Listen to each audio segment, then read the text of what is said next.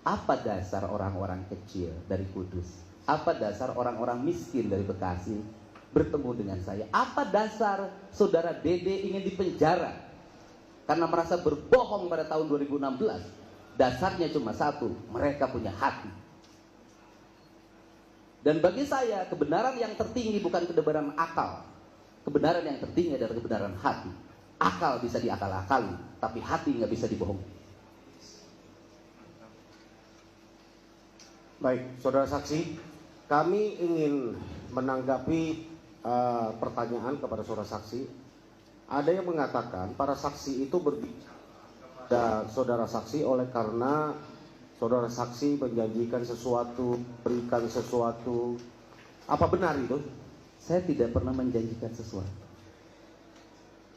Saya hanya memberikan perlindungan pada mereka. Mereka adalah orang-orang yang terancam. Saksi tidak mengalami ketenangan dalam hidupnya.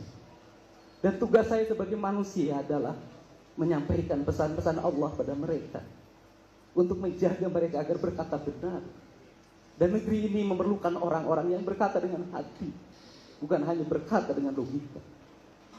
Yang saya lakukan adalah panggilan hati nurani, tanpa ada paksaan dan tujuan apapun. Dan saya berani mempertaruhkan apapun dalam hidup saya untuk melindungi mereka dan membebaskan 7 terpidana yang saya yakini tidak salah. Dan negeri ini tidak boleh membiarkan ada orang yang mengalami kecelakaan, kemudian mohon maaf, orang itu juga tamat SMP, padahal bapaknya seorang anggota, dan tiap malam menurut keterangan temannya itu nongkrong minum minuman keras. Apakah negara akan membela yang tukang minum dan mempenjarakan orang-orang miskin? Baik, saudara saksi, itu kami perlu confirm, apakah saudara saksi yakin dengan apa yang saudara saksi sudah wawancara, sudah temui, ya. Seperti saudara saksi sudah uraikan tadi, dengan niat yang baik, ya. Walaupun ada yang menghembuskan terkait bahwa saudara mengambil keuntungan, saudara mengambil momen terkait dengan pencalonan saudara menjadi gubernur, ya. Mungkin saudara saksi bisa jelaskan.